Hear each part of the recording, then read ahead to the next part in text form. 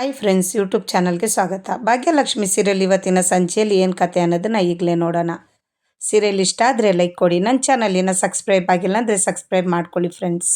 ಕುಸುಮ ಅವರು ಹೇಳ್ತಿದ್ದಾರೆ, ಅವತ್ತು ನಾನು ನೀನು ಕಿಶನ್ಗೆ ಭೇಟಿ ಮಾಡೋಕ್ಕೆ ಹೋಗುವಾಗ ನಾವು ಸುನಂದ ಅವ್ರಿಗೆ ಕ್ಯಾಂಟೀನಲ್ಲಿ ಇರೋ ಇನ್ಚಾರ್ಜ್ ತೊಗೊಳ್ಳಿ, ಸ್ವಲ್ಪ ಕ್ಯಾಂಟೀನ್ ಕಡೆ ನೋಡ್ಕೊಳ್ಳಿ ಅಂತ ಹೇಳಿದಾಗ, ಏನೋ ಅರ್ಜೆಂಟಾಗಿ ಕೆಲಸ ಇದೆ ನನಗೆ ಅಂತ ಹೇಳ್ಬಿಟ್ಟು ಅವತ್ತು ಹೋದ್ರಲ್ಲ, ಅದಕ್ಕಿಂತ ಮುಖ್ಯವಾಗಿರೋ ಕೆಲಸ ಇದೆ ಅಂತ ಹೇಳಿ ಕುಣ್ಕೊಂಡು ಹೋದ್ರಲ್ಲ, ಅದು ಎಲ್ಲಿಗೆ ಹೇಳು? ಆ ಮನೆ ಹಾಳಿನ ಭೇಟಿ ಆಗೋಕ್ಕೆ.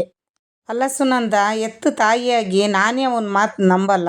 ಅಂಥದ್ರಲ್ಲಿ ನೀವು ಅವನ ಮಾತನ್ನ ಕಟ್ಕೊಂಡು ಕಿಶನ್ ಜೊತೆ ಮದುವೆ ಬೇಡ ಅಂತ ಅಂದ್ರಲ್ಲ, ನಿಮ್ಗೇನು ಹೇಳೋಣ?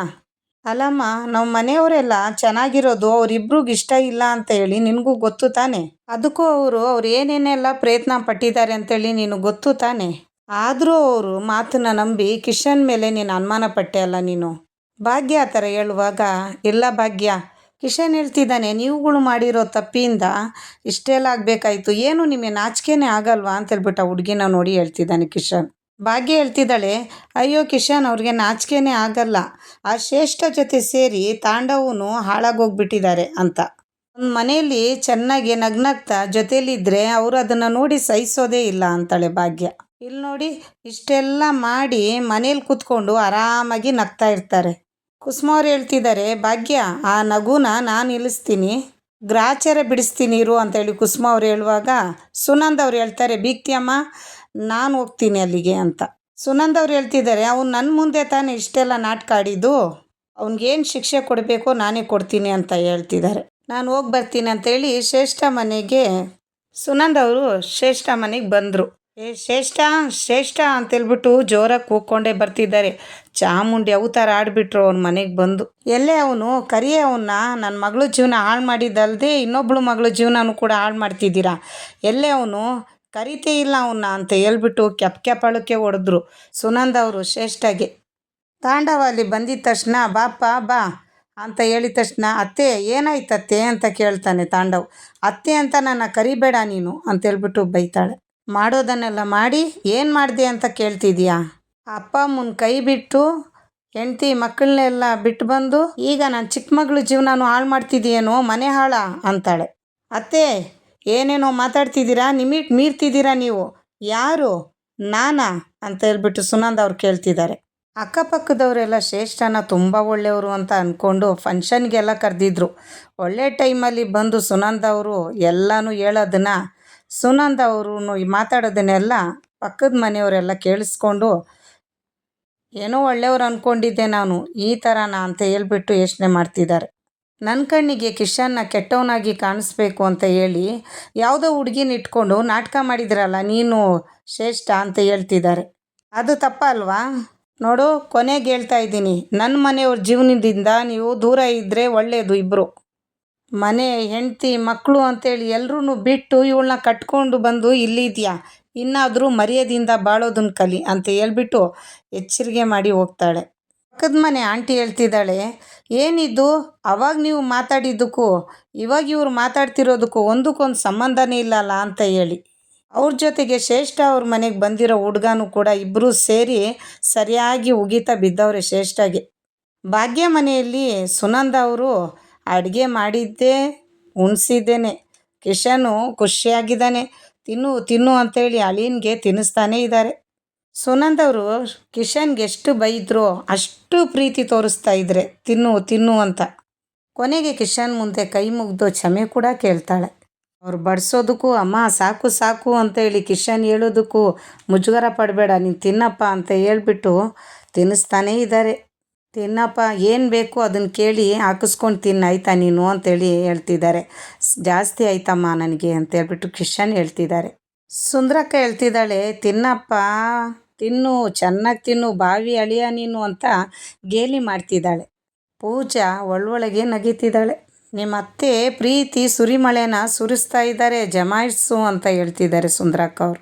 ಕುಸುಮ ಅವರು ಸುನಂದ್ ಅವ್ರಿಗೆ ಹೇಳ್ತಿದ್ದಾರೆ, ಒಂದೊಂದು ಟೈಮು ನೋಡಿದ್ದು ಕೇಳಿದ್ದು ಎಲ್ಲ ಸುಳ್ಳಾಗುತ್ತೆ, ನಿಧಾನವಾಗಿ ಯೋಚನೆ ಮಾಡಿ ಸತ್ಯನ ತಿಳ್ಕೊಬೇಕು ಅಂತ. ಹೌದು ಬಿಗ್ತಿಯಮ್ಮ, ನನ್ನ ಮುಗಿನೇರಕ್ಕೆ ನಾನು ಯೋಚನೆ ಮಾಡಿಬಿಟ್ಟೆ ಅಲ್ಲ ಅಂತ ಹೇಳ್ತಾರೆ ಸುನಂದ್ ಅವರು.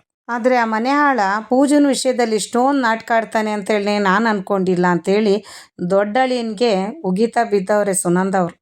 ಕಿಶನ್ ಹೇಳ್ತಿದ್ದಾನೆ, ಅಯ್ಯೋ ಬಿಡಿ ಅಮ್ಮ, ಮನ್ಸು ಹಾಳಾಗುವಂಥ ವಿಷಯ ಎಲ್ಲ ಇವಾಗ ಯಾಕೆ ಅಂತ. ಅದೆಲ್ಲ ಆಗಿದೆಲ್ಲ ಒಳ್ಳೇದೇ ಆಯ್ತಲ್ಲ, ಹಾಗೆಲ್ಲ ಧರ್ಮಣ್ಣ ಕಿಶನ್ ಮುಂದೆ ತುಂಬ ಬೇಜಾರಾಗಿ ಹೇಳ್ತಿದ್ದಾರೆ. ಹೌದಪ್ಪ, ನನ್ನ ಮಗಳೇ ಹೇಳಿದ್ದು, ಒಂದು ಕೆಲಸ ಒಂದು ಸಂಬಳ ಇದ್ದುಬಿಟ್ರೆ ಮನುಷ್ಯನಿಗೆ ತಾನಾಗಿ ದುರಹಂಕಾರ ಬಂದುಬಿಡುತ್ತೆ. ಅಪ್ಪ ಬೇಡ, ಅಮ್ಮ ಬೇಡ, ಮಕ್ಕಳು ಹೆಂಡ್ತಿ ಯಾರೂ ಬೇಡ ಅಂತ ಹೇಳಿ ಧರ್ಮಣ್ಣನಿಗೆ ತಾಂಡವನ ನೆನಪು ಬಂದಿರ್ಬೋದು. ಅವನ್ನ ನೆನೆಸ್ಕೊಂಡೇ ಈ ಮಾತು ಹೇಳ್ತಿದ್ದಾರೆ ಅನ್ಸುತ್ತೆ. ಸುನಂದವ್ರು ಹೇಳ್ತಿದ್ದಾರೆ, ಕಿಶನ್ ಅವಾಗಿಂದನೂ ಮಾತಾಡ್ತಾನೆ ಇದೆಯಾ, ಸಾಕು ಮಾತಾಡಿದ್ದು, ಊಟ ಮಾಡಪ್ಪ ಈಗ ಅಂತ ಹೇಳ್ತಿದ್ದಾರೆ. ಭಾಗ್ಯ ಕೇಳ್ತಿದ್ದಾಳೆ, ಅಮ್ಮ ನಿನಗೆ ಕಿಶನ್ನು ಇಷ್ಟ ಆದ್ನು ತಾನೆ ಅಂತ. ಅಯ್ಯೋ ಇಷ್ಟ ಆದ್ನಾ, ಇಷ್ಟ ಆಗಿರೋದಕ್ಕೆ ಇಷ್ಟೊಂದು ಊಟ ಮಾಡಿಸ್ತಾ ಇರೋದು. ಅಲ್ಲ ಕಣೆ, ನಮ್ಮ ಪೂಜೆಗೆ ಇದಕ್ಕಿಂತ ಒಳ್ಳೆ ಹುಡುಗ ಎಲ್ಲೇ ಸಿಗ್ತಾನೆ ಅಂತ ಹೇಳ್ತಿದ್ದಾರೆ ಸುನಂದವರು. ಇಲ್ಲಿ ಭಾಗ್ಯ ಅವ್ರ ಮಗ ಗುಂಡಣ್ಣ ಹೇಳ್ತಿದ್ದಾನೆ, ಚಿಕ್ಕಪ್ಪ ಈಗ ಎಷ್ಟು ಬೇಕಷ್ಟು ಚೆನ್ನಾಗಿ ಹೊಟ್ಟೆ ತುಂಬ ತಿನ್ಕೊಂಡ್ಬಿಡಿ, ಪೂಜಾ ಚಿಕ್ಕಿಗೆ ಮದುವೆ ಆದಮೇಲೆ ಇಷ್ಟು ಒಳ್ಳೆ ಅಡುಗೆ ತಿಂತಿರೋ ಇಲ್ವೋ ಅಂತ. ಕುಸುಮವ್ರು ಹೇಳ್ತಿದ್ದಾರೆ, ಏನು ಹೇಳ್ತಾ ಇದೀಯಾ ನೀನು ಅಂತ. ಅಂದರೆ ಚಿಕ್ಕಿ ಮಾಡಿರೋ ದೋಸೆನೋ ಇಡ್ಲಿನೋ ಎಸ್ಸಿದ್ರೆ ಎಲ್ಲ ಪೀಸ್ ಪೀಸ್ ಅಂತ ಹೇಳ್ಬಿಟ್ಟು ಇಲ್ಲಿ ಪೂಜಾಗೆ ರೇಗಿಸ್ತಾ ಇದ್ದಾನೆ ಗುಂಡ. ಪೂಜಾ ಹೇಳ್ತಿದ್ದಾಳೆ, ಗುಂಡ ನಿನ್ನ ತಲೆ ಮೇಲೆ ಹಾಕ್ತಿದ್ದೀನಿ ನೋಡು ಅಂತ. ಹಾಗೆ ಕಿಶನ್ನು ಪೂಜಾ ಕಡೆಗೆ ನೋಡ್ಕೊಂಡು ಹಂಗೆ ನಾಚ್ಕೊತಿದ್ದಾನೆ. ಪೂಜಾ ಕಿಶನ್ನ ನೋಡಿ ನಾಚ್ಕೊತಿದ್ದಾಳೆ. ಕಿಶನ್ನು ಪೂಜಾನು ಅಬ್ಸರ್ವ್ ಮಾಡಿ, ಭಾಗ್ಯ ಕಿಶನ್ ಸಾಯಿಬ್ರೆ ಗಮನ ತಟ್ಟೆ ಮೇಲೆ ಇರಲಿ, ನನ್ನ ತಂಗಿ ಮೇಲೆ ಅಲ್ಲ ಅಂತ ಹೇಳ್ತಾಳೆ. ಸುನಂದ್ ಅವ್ರು ಕೇಳ್ತಿದ್ದಾರೆ, ಅದೆಲ್ಲ ಇರಲಿ ಕಿಶನ್, ನಿನಗೆ ಪೂಜಾ ಅಂದರೆ ಇಷ್ಟ ತಾನೇ ಅಂತ. ಇಲ್ಲಮ್ಮ ನನಗಿಷ್ಟ ಇಲ್ಲ ಅಂತೇಳಿ ಕಿಶನ್ ಅಂತಾನೆ. ಎಲ್ರಿಗೂ ಶಾಕ್ ಆಗೋಗುತ್ತೆ. ಏನೋ ಇಷ್ಟ ಇಲ್ವಾ, ಅಲ್ಲಪ್ಪ ಇಷ್ಟೆಲ್ಲ ಆದಮೇಲೆ ಇಷ್ಟ ಇಲ್ಲ ಅಂತೀಯ ಅಂತ ಹೇಳ್ತಿದ್ದಾರೆ. ಅದಕ್ಕೆ ಕಿಶನ್ ಹೇಳ್ತಿದ್ದಾನೆ, ನೀವೆಲ್ಲ ಒಪ್ಕೊಂಡ್ರಿ ನಾನು ಇಷ್ಟ ಅಂತ, ಒಪ್ಕೋಬೇಕಾದವರೇ ಒಪ್ಕೊಂಡಿಲ್ಲ ಅಲ್ಲ ಅಂತೇಳಿ ಪೂಜಾನ ನೋಡಿ ಹೇಳ್ತಾನೆ. ಪೂಜಾ ಕೆಳಗೆ ನೋಡಿಕೊಂಡು ನಾಚ್ಕೊಂಡು ನಕ್ಕೊಂಡು ಓಡೋಗ್ತಾಳೆ ಒಳಗಡೆ. ಪೂಜಾ ನಾಚ್ಕೊಂಡು ಹೋಗೋದನ್ನು ಕಿಶನ್ ನೋಡಿಬಿಟ್ಟು ಕಿಶನು ನಾಚ್ಕೊತಾ ಇದ್ದಾನೆ. ಸುಂದ್ರಕ್ಕ ಹೇಳ್ತಿದ್ದಾಳೆ, ನೋಡ್ದ ಭಾಗ್ಯ, ನಮ್ಮ ಪೂಜಾದೇವಿ ನಾಚಿ ನೀರಾಗೋದ್ಲು ಅಂತ ಹೇಳಿ. ನಿಮ್ಮ ಪೂಜಾದೇವಿ ಕತೆ ಇರಲಿ ಸುಂದ್ರಕ್ಕ, ನಮ್ಮ ಕಿಶನ್ ಕತೆ ನೋಡಿ ಇಲ್ಲಿ ನಾಚ್ಕೊಂಡು ಬಿಟ್ಟಿದ್ದಾನೆ ಅಂತ ಹೇಳ್ತಾವಳೆ ಭಾಗ್ಯ. ಎಲ್ಲರೂ ಮದುವೆ ಸಂಭ್ರಮದಲ್ಲಿ ಖುಷಿಯಾಗಿದ್ದಾರೆ. ಸುಂದ್ರಕ್ಕ ಕೃಷ್ಣನ ನೋಡಿ, ಕಿಚನು ಅಲ್ಲ ಕೃಷ್ಣನು ಸಾಕು ಸಾಕು ನೀನು ನಾಚ್ಕೊಂಡಿದ್ದು ಅಂತೇಳಿ ನಕ್ಕೊಂಡು ತಮಾಷೆ ಮಾಡ್ತಿದ್ದಾಳೆ. ಭಾಗ್ಯ ಹೇಳ್ತಿದ್ದಾಳೆ, ಕಿಶನ್ ಊಟ ಮಾಡಿ ಆದಮೇಲೆ ಪೂಜಾ ಜೊತೆಗೆ ಹೋಗಿ ಮಾತಾಡ್ಕೊಂಡು ಬನ್ನಿ, ನಿಮ್ಮಿಬ್ಬರು ಮಧ್ಯದಲ್ಲಿ ಏನಾದರೂ ಡೌಟ್ ಇದ್ದರೆ ಕ್ಲಿಯರ್ ಮಾಡ್ಕೊಳ್ಳಿ ಅಂತಾಳೆ. ಧರ್ಮಣ್ಣ ಹೇಳ್ತಿದ್ದಾರೆ, ಕಿಶನ್ ಇದರಲ್ಲಿ ಮುಜುಗರ ಪಟ್ಕೊಳ್ಳೋಂಥದ್ದು ಏನಿಲ್ಲಪ್ಪ, ಏನು ಡೌಟ್ ಇದ್ರೂ ಅದನ್ನು ಕ್ಲಿಯರ್ ಮಾಡ್ಕೋಬೇಕು ಅಂತಾರೆ. ಯಾರು ಏನು ಅಂದ್ಕೊಳ್ಳಲ್ಲ ಹೋಗು ಅಂತ ಹೇಳಿ ಮೇಲೆ ಕಳಿಸ್ತಾರೆ. ಮಾಡಿ ಮೇಲೆ ಕಿಶನು ಪೂಜಾ ಇಬ್ಬರು ಮಾತಾಡ್ತಾ ಇರ್ತಾರೆ. ಕಿಶನು ಫಸ್ಟು ಮಾತಾಡೋದು ಪೂಜಾ ಹತ್ರ, ಏನಂದರೆ ನನಗೊಳ್ಳೆ ರಸಮ್ ರೈಸು ಇದ್ಬಿಟ್ರೆ ಸಾಕು ಅಂತ. ಅದಕ್ಕೆ ಪೂಜಾ ಹೇಳ್ತಾಳೆ, ನಾನು ಅಡುಗೆಯಲ್ಲಿ ಸ್ವಲ್ಪ ಹಿಂದೆನೆ ಅಂತ. ಅಡುಗೆಯನ್ನು ಜೊತೇಲಿ ಮಾಡಿದರೆ ಚಂದ ಅಂತ ಅಪ್ಪ ಯಾವಾಗಲೂ ಹೇಳ್ತಾ ಇರ್ತಾರೆ ಅಂತೇಳಿ ಕಿಶನ್ ಹೇಳ್ತಾನೆ. ಜೊತೇಲಿ ಮಾಡಿರೋ ಅಡುಗೆನ ಈ ಥರ ಟೆರೆಸ್ ಮೇಲೆ ಬಂದು ಕ್ಯಾಂಡ್ಲ್ ಹಚ್ಕೊಂಡು ಡಿನ್ನರ್ ಮಾಡಿದರೆ ಇನ್ನೂ ಚೆನ್ನಾಗಿರುತ್ತೆ ಅಂತೇಳಿ ಪೂಜಾ ಹೇಳ್ತಾಳೆ. ಶ್ರೇಷ್ಠಗೆ ತಾಂಡವು ಸರಿಯಾಗಿ ಉಗಿತಾ ಇದ್ದಾನೆ. ಸರಿಯಾಗಿ ಕೆಲಸ ಮಾಡೋಕ್ಕೆ ಬರಲ್ಲ, ಬರೀ ಬಿಲ್ಡಪ್ ಕೊಡ್ತಾ ಇರ್ತೀಯ ಅದು ಇದು ಅಂತ ಹೇಳಿ. ನೋಡು ಶ್ರೇಷ್ಠ, ಕರೆಕ್ಟಾಗಿ ನೆಕ್ಸ್ಟ್ ಟೈಮ್ ಕೆಲಸ ಮಾಡೋಕ್ಕಾಗಂಗಿದ್ರೆ ಮಾಡು, ಇಲ್ಲಾಂದರೆ ತಪ್ಪುಗಿರು. ನಿನ್ನಿಂದನೇ ನಾನು ಎಲ್ಲರ ಮುಂದೆನೂ ಅವಮಾನ ಪಟ್ಟೆ, ಬಂದು ಬೈದೋದ್ರು ನಮ್ಮ ಅತ್ತೆ ಅಂತ ಹೇಳ್ಬಿಟ್ಟು ಬಾಯಿಗೆ ಬಂದಂಗೆ ಬೈತಾ ಇದ್ದಾನೆ ಶ್ರೇಷ್ಠಗೆ ತಾಂಡವ್.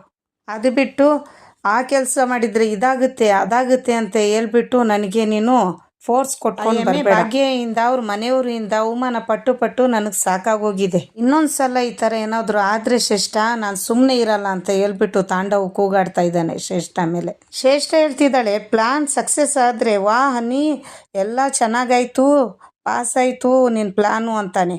ಪ್ಲಾನ್ ಏನಾದರೂ ಫೇಲ್ ಆಗಿಬಿಟ್ರೆ ನನ್ನ ಮೇಲೆ ಕೂಗಾಡ್ಕೊಂಡು ಬರ್ತಾನೆ ಇವನು ಅಂತ ಹೇಳ್ಬಿಟ್ಟು ಬೈಕೊಂತಿದ್ದಾಳೆ. ಸಾಕಾಗೋಗ್ಬಿಟ್ಟೈತಿ ಇವನ ಜೊತೇಲಿ ಜಗಳ ಅಂತ ಹೇಳ್ತಿದ್ದಾಳೆ.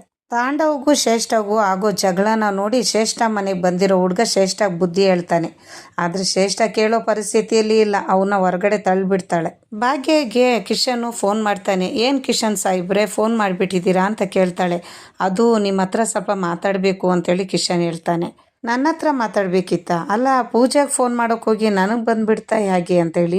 ಇಲ್ಲ ನಿಮ್ಮ ಹತ್ರನೇ ಮಾತಾಡಬೇಕು ಅಂತೇಳಿ ಕಿಶನ್ ಹೇಳ್ತಾನೆ. ನಾಳೆ ಒಂದು ಪೂಜೆ ಇತ್ತು, ನಮಗೆ ಬೇಕಾದವ್ರದ್ದು ಒಂದು ಸ್ವಲ್ಪ ಪ್ರಸಾದನೋ ಅಡುಗೆನೋ ಮಾಡೋಕೆ ಹೇಳ್ತಾನೆ ಕಿಶನು.